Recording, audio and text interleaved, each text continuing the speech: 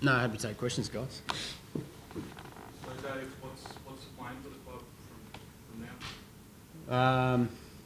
It's a great question. Obviously, we're still absorbing, the news from last night. But I think from, and I'll just talk about our perspective because this situation is bigger than us. It's bigger than NRL. But we've been planning for a situation for a period of time where the competition might be suspended. So we've had a number of discussions this morning with football staff, with our front office staff, with our playing group about the next period. So the playing group, and Craig will talk about it shortly. I've been told that they should head off for a month. And really focus and prioritise their health and well-being and safety, and follow all the guidelines that are set by government and the health advisors over the next little period. But look, I think for all of us, it's there's a little bit of uncertainty, a fair bit of unknown, and for people like Craig and myself, it's just providing a reassuring voice that we'll get through this, and we just need to stick together. Dave, there's quite a few vulnerable clubs, no doubt, as there is in most codes right now. How does the Storm stack up in terms of viability going forward? Yeah, it's I suppose one of the scenarios we're working off is is worst case, and I think that's the same for AFL and all NRL clubs at the moment. You got to plan for the worst and hope for the best. I don't think it's any different than any business. So for us, we've been working, management and board have been working really diligently over the past few weeks, I suppose now, around what that model might look like, understanding where this situation was heading and what we may need to do. But look, I said to the players before, I'm really confident in Storm. Storm will be able to we'll get through this. It's going to be testing times. Craig and I were both here during the salary cap year, and that was a pretty tough year. But I'm confident that we'll be able to get through this. We just got to stick together, and certainly we're appreciative of all the support of our members and our and our sponsors, and thank them for their support. The NRL can help Dave, or you guys on your own? There was a phone call with NRL, the chairman and management this morning, all the club CEOs and the chairs this morning, and certainly there's some more information to come through on that, what that looks like moving forward. There's quite a bit of unknown still and uncertainty, and I think no different to all businesses and all industries, just asking a bit of patience and a bit of time to work through some of those matters and look at the total picture. I think we understand it's not a normal year, that's for sure. So right across the board, from game to us, it's looking at how we can bunker down, I suppose, get through a short period of time and do our best to get through the other side. But I'm confident we will. So what can you take from that year, that salary cap year? I mean, were there lessons that you learned or corners, I guess, that you can cut from that time? I mean, again, is there any kind of model that you can take stuff from? Oh, not for this, Woodsy. This is, as I said at the start, this situation's, I think from a personal point of view, we probably can take some learnings away around how we stuck together and worked together, and the support of our members during that period was amazing. The membership growth during that period was extraordinary. But this is bigger than us. This is bigger than Storm. This is bigger than NRL. We certainly support the suspension of the competition for a period of time, and hope that this passes. But we're not in control of this. Mother Nature's in control. The government's doing their best to.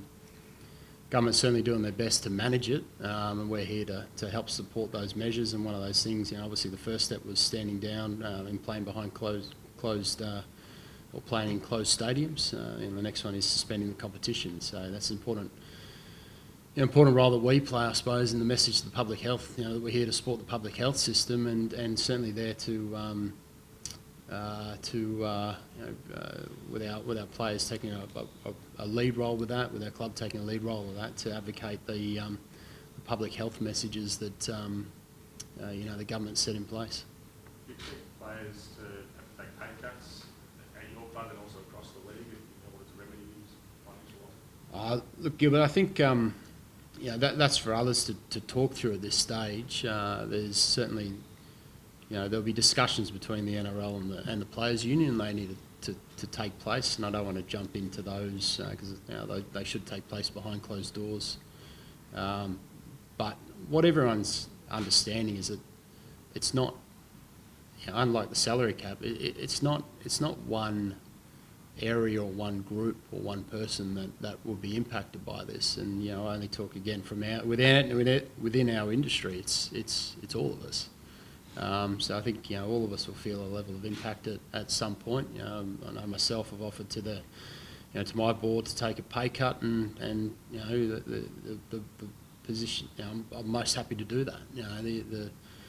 It's important we all stick together and have cool, calm heads and work our way through that. And I'm sure that'll be something that'll be discussed over the next few days, and sooner rather than later, there'll be some certainty provided around that. Craig, what do you do with your footy department right now? What do players do to give them leave? Yeah, they'll have at least 4 weeks off. A little bit of a different situation down here.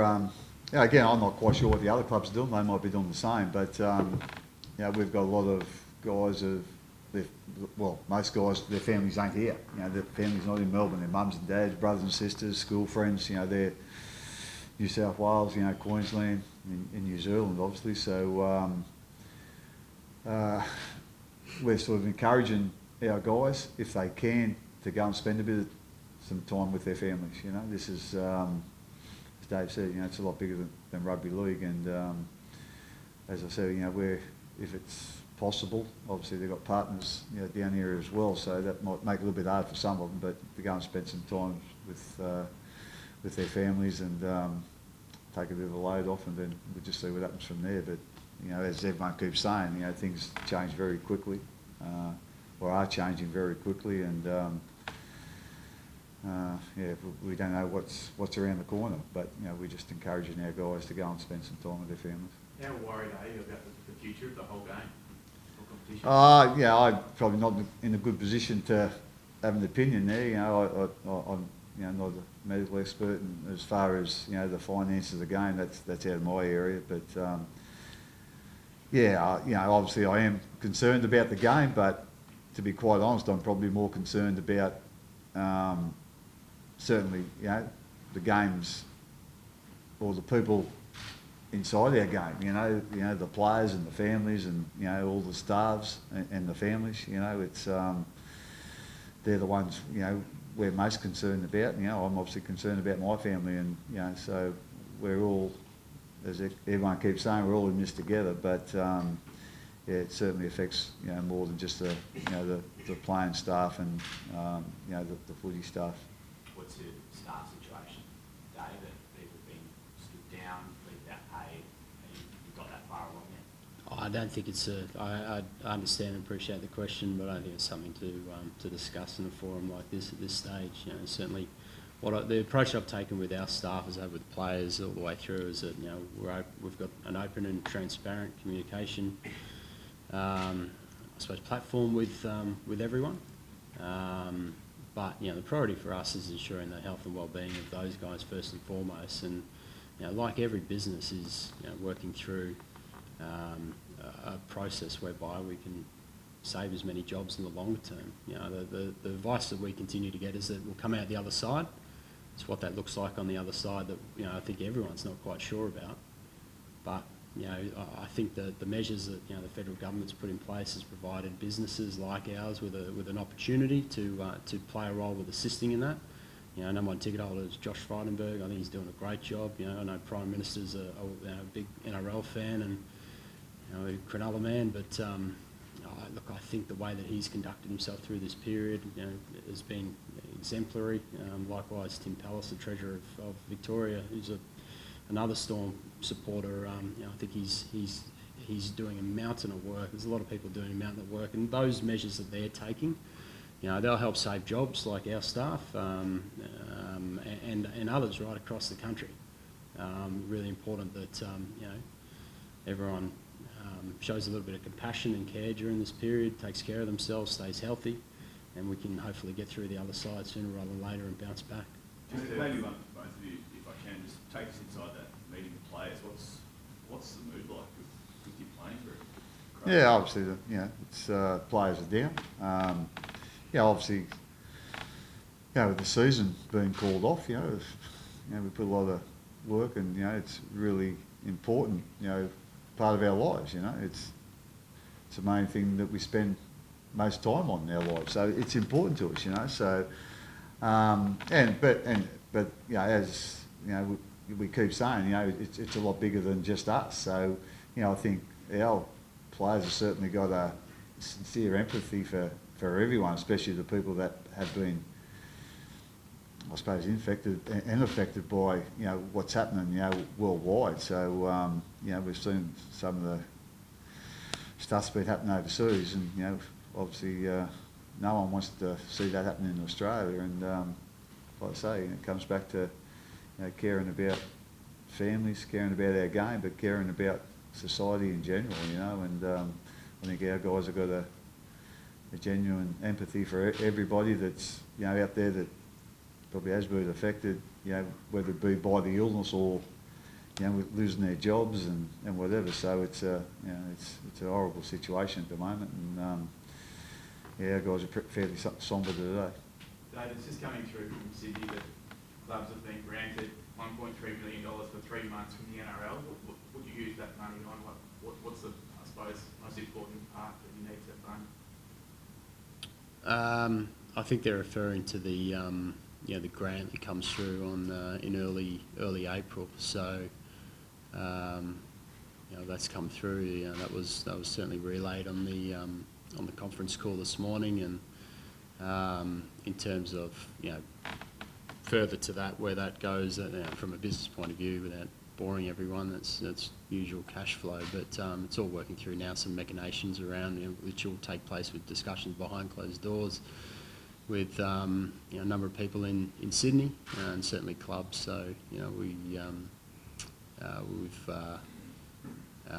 we've got some further information that we've asked for from the NRL, and they've committed to meeting later on, and we'll be in a much better position to certainly look at our business holistically. Obviously, that would be a big boost for the club in this sort of time.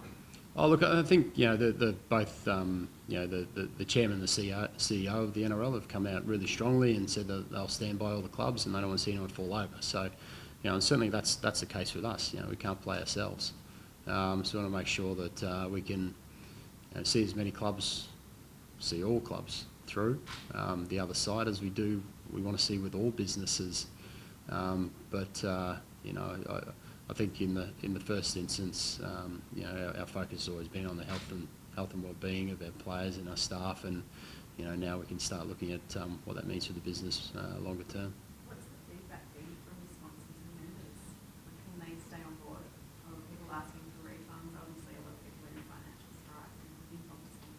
I must say our members have been amazing. And over the course of the last 5 years, we've grown from 15,000 to 25,000. They turn up, and you guys know the weather down in Melbourne better than anyone. They turn up rain, hail, and shine, right? And often it's all three in Melbourne. So I was blown away I've been blown away at their support, and likewise also blown away at the genuine concern that and care that our players have for not just our members but the wider community. I think that's really important. But we had a number of several hundred members that signed up ever since we went behind closed doors, which is a real positive reflection around that.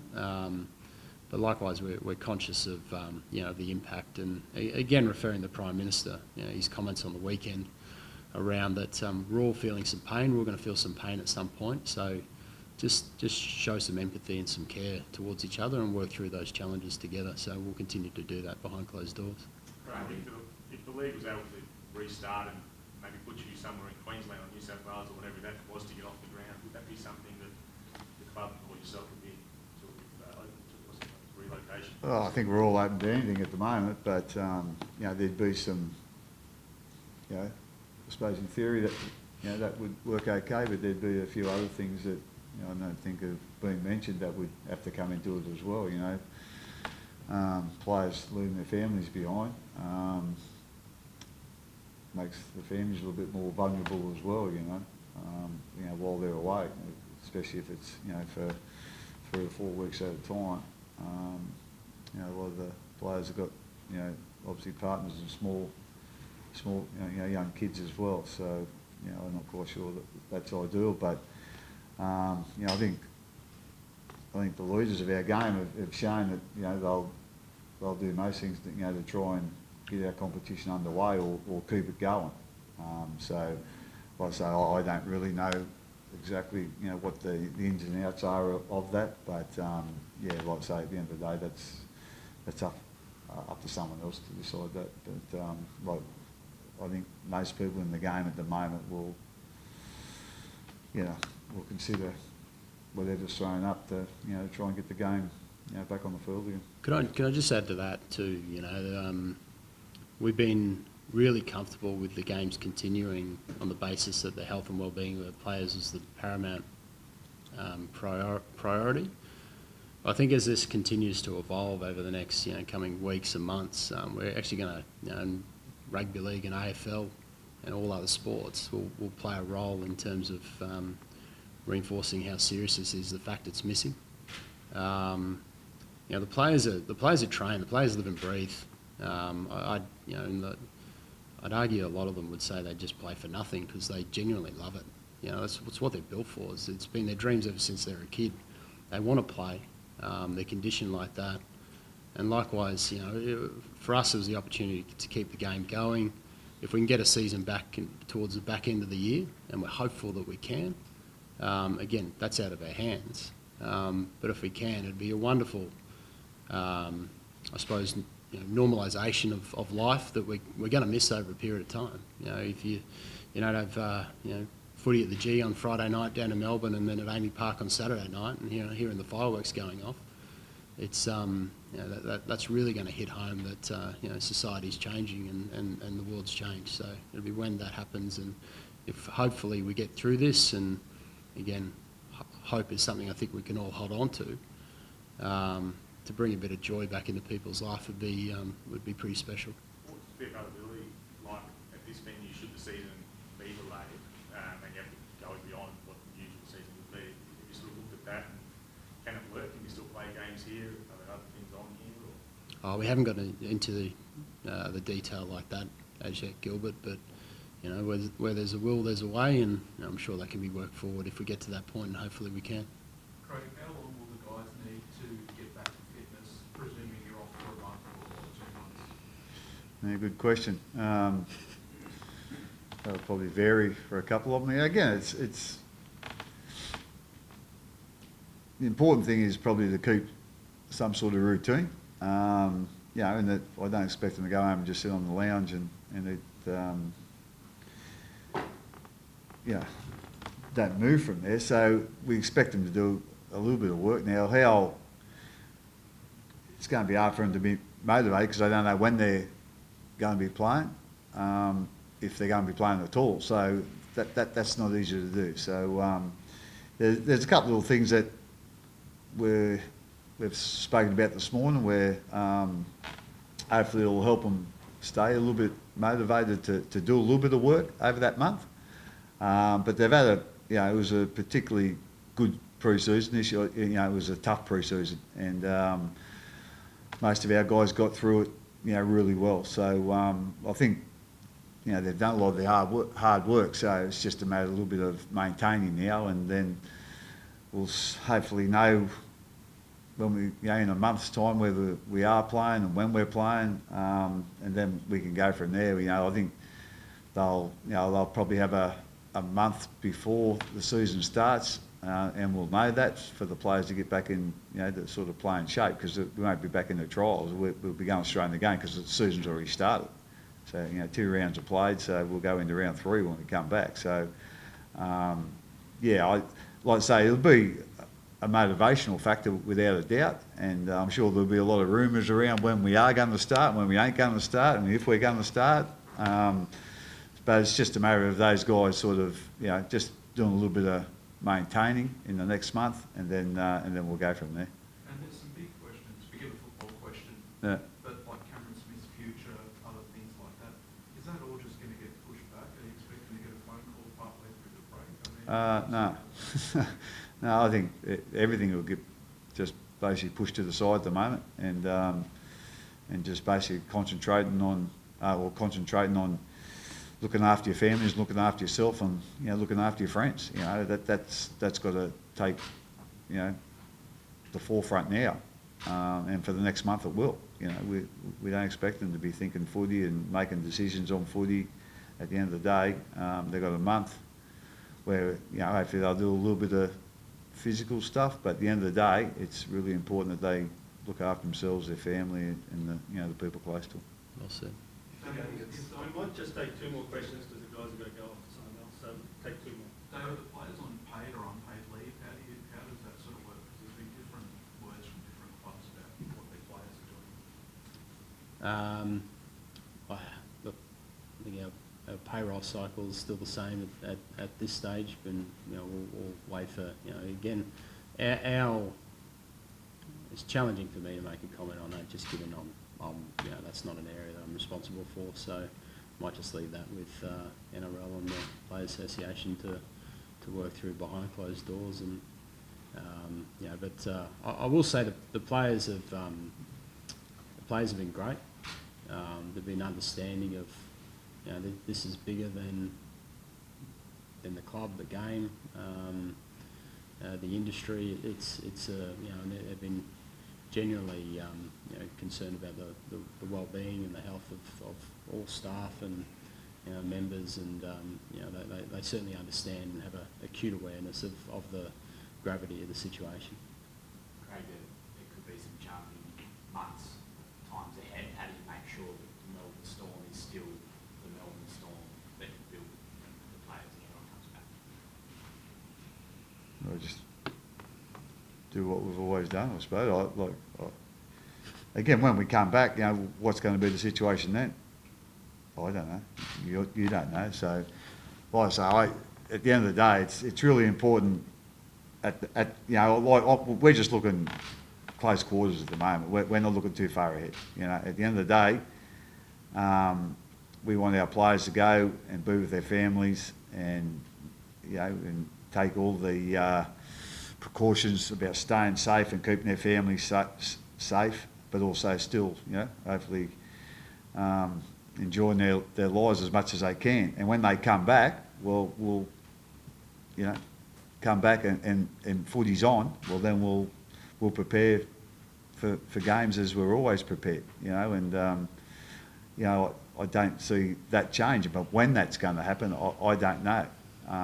But as I keep saying, or everyone keeps saying, things are changing so quickly, and who knows what's going to happen in a month? Who's going to know what's going to be like in 3 months? I don't know. So, and again, I can't really control that. So what we're trying to control at the moment is what we can control, and that's giving the players a month off and go away, take a bit of stress off, but at the same time, just make sure you're staying safe and you're following the precautions, and make sure you're looking after your families and looking after each other. That obviously these days they can stay in really close contact, with everything we've got. So, hopefully, they'll look after each other, and if there's any issues, well, I'm sure, they'll get support from their teammates. But as I said, it's really important that they just get away and look after their families at the moment. Craig, can I just ask one more? The conference systems, if you did get back and needed to get creative, could you see that working? Yeah, as I think it was like the question before, I can see it working, but for players to leave their families for, how long is it going to be? A month? For 4 or 5 weeks? And they've got partners, got young kids. I see a few other issues that I don't think anyone's sort of spoken about. I'm sure the higher end have thought about it, but there's also going to be a lot of other issues that come with this in society in general, and leaving families, young families, on their own, or house with the partners, and the young families for a month at a time, I'm not quite sure whether that's going to be overly safe for the families, to be quite honest. But like I say, we all want the footy to go ahead if possible, but there's a few things that we've got to be very aware about.